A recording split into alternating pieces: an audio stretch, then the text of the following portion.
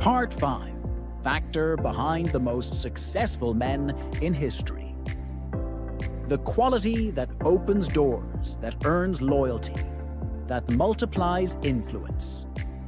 Let me tell you plainly, a pleasing personality is not a gift. It is a discipline. It is a product of self-awareness, emotional control, and intentional practice. Andrew Carnegie built one of the greatest fortunes in history, not because he was the loudest, but because he knew how to make others feel seen. He listened more than he spoke. He praised more than he criticized. He mastered the art of influence, not through domination, but through presence. And that presence made others want to work with him. It drew power toward him. Charles M. Schwab was famous for this. Though not a technical genius, he became president of U.S. Steel because of how he made people feel. He smiled often. He remembered names. He made others feel important. And through that, he got the best out of his team without ever raising his voice. Because power isn't just force. Power is the ability to move others willingly. You must understand this. A pleasing personality isn't about being fake. It's not about being soft. It's about refining yourself into someone whose presence communicates. This man is worth trusting. This man is worth following. And that doesn't mean becoming a performer. It means mastering. These quiet disciplines, tone of voice, speak with conviction, not hesitation, facial expression. A calm, confident presence speaks before you say a word. Genuine interest, people remember how you made them feel. Ask real questions, listen deeply. Optimism. A pleasing personality does not dwell in negativity. It uplifts. It radiates certainty. The world is full of loud, bitter, argumentative men trying to prove themselves. But the man with a pleasing personality, he doesn't argue, he doesn't shout, he doesn't explain. He influences, he persuades, he builds bridges where others burn them. Thomas Edison worked with teams of brilliant minds, and though he was intensely driven, he understood the value of collaboration, of creating a magnetic environment that made others want to contribute. His laboratories weren't just centers of invention. They were environments charged with positive expectancy. That's what a pleasing personality creates. Movement without resistance. Now let's make it practical. If you want to be powerful, you must become likable. Not because you seek approval, but because you understand this law. People move faster for men. They admire when you speak with respect. Others give you respect when you walk with presence. Others feel it before you speak. When you remove the need to prove, you gain the ability to persuade. And persuasion moves mountains. Ask yourself, do people feel stronger after speaking with me? Do I make others feel valued not by flattery, but by attention? Do I carry myself with calm authority or chaotic energy? Because here's the bottom line. The most powerful man in the room is not the one who talks the most, but the one others listen to when he finally speaks. Abraham Lincoln is remembered as one of the greatest presidents, not because he dominated others, but because he combined firmness with humility. He communicated with simplicity, with clarity, with presence, even in the darkest times. He radiated a pleasing personality that gave the people confidence. Henry Ford, for all his brilliance, knew the importance of harmony. He didn't surround himself with yes-men, but he valued those who could communicate ideas with calm strength. And direction, he was not polished in speech, but he was consistent in presence. And consistency creates trust. That's the essence of a pleasing personality. You don't chase attention. You command it through character. So here's your challenge. Speak less. And when you do, speak with intention. Smile more. Not as a mask, but as a message. I am in command of my energy. Move slowly. Speak clearly. Make others feel seen. And most of all, live your life in such a way that your presence makes others want to be better, because that's the highest form of influence.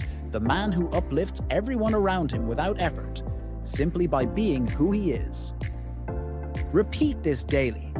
My presence is calm. powerful and persuasive. I make others feel seen, heard, and understood. I do not argue, I influence, and over time that energy becomes magnetic. The world starts leaning toward you, not because you shouted, but because you built yourself into a man worth following.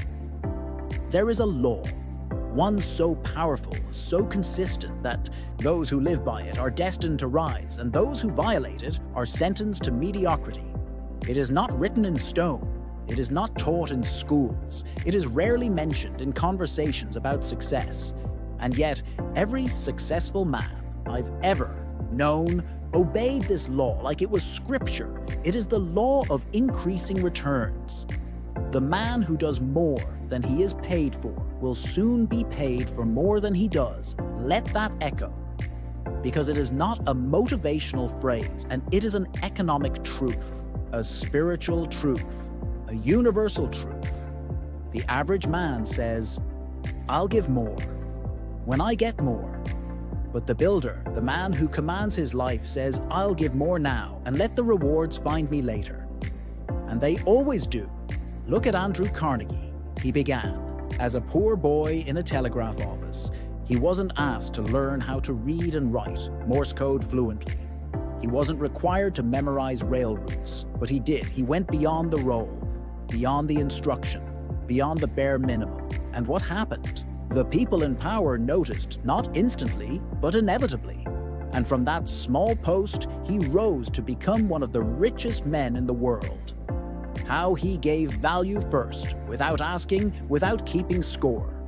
Without demand, the man who goes the extra mile makes himself irreplaceable because, while others perform the duty he delivers, the result, while others ask, what am I owed?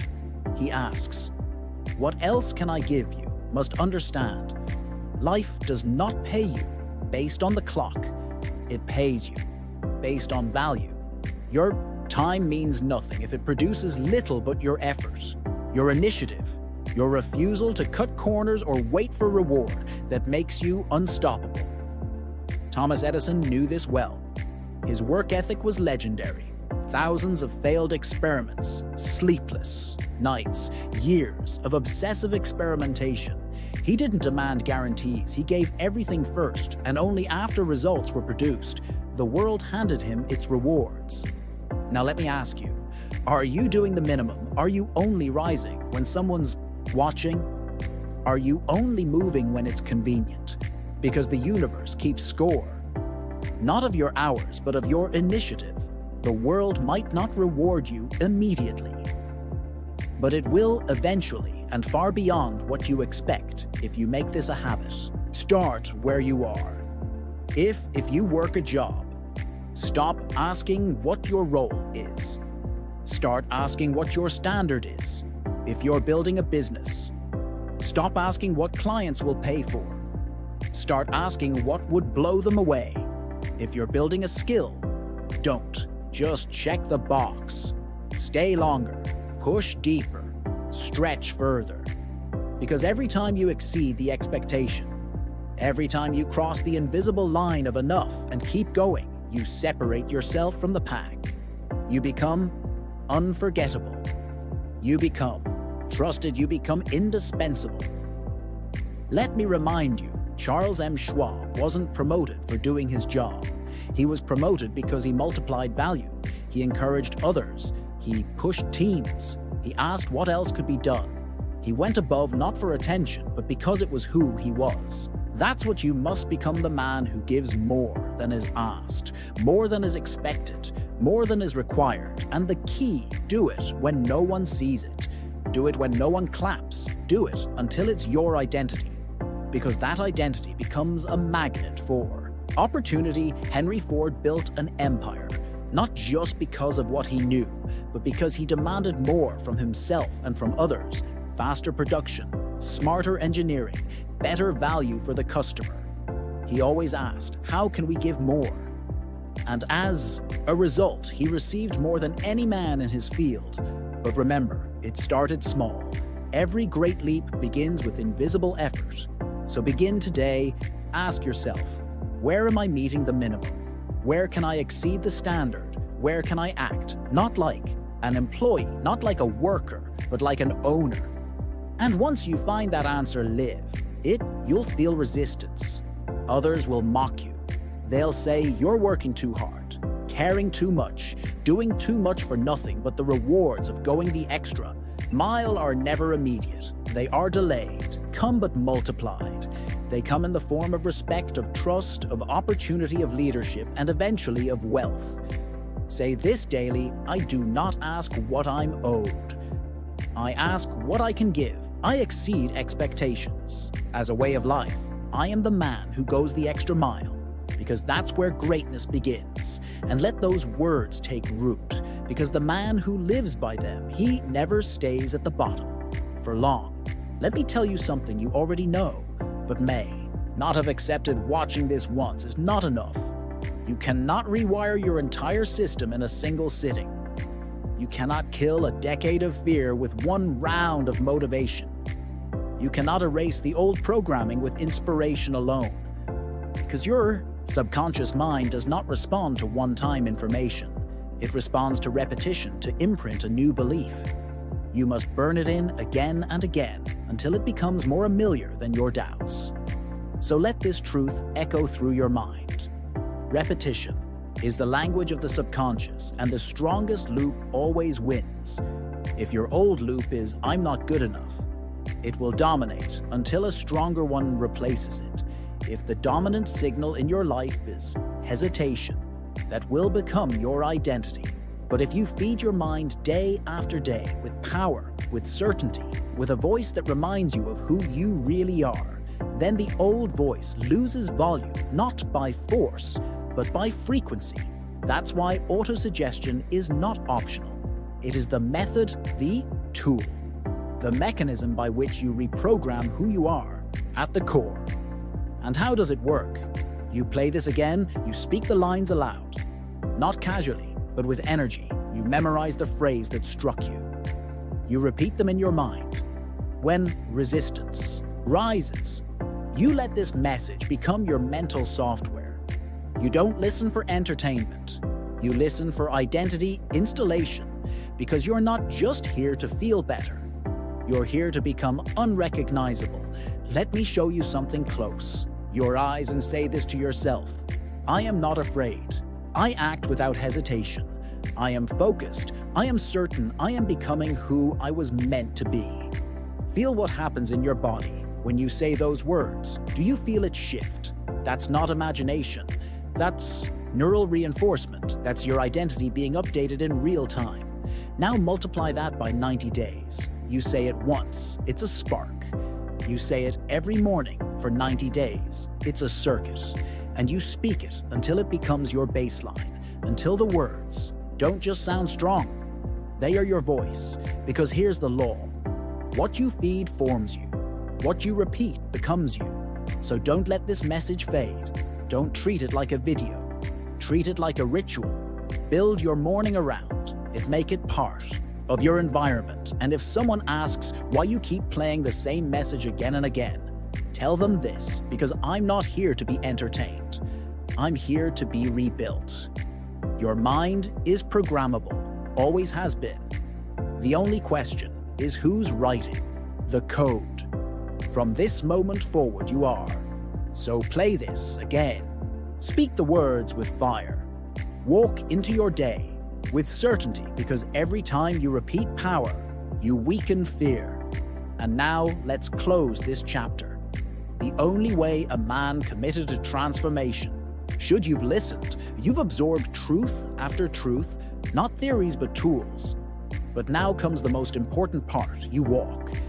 Not as the man who started this video, but as the man who has already become what he used to chase you. Don't move. Like you're trying, you don't speak.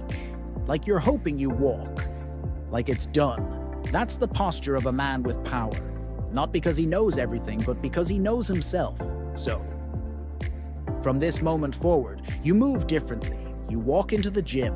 Like the transformation already happened. You step into your work.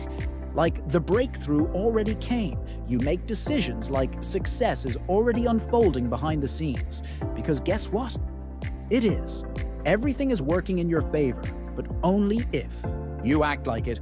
Faith is not passive.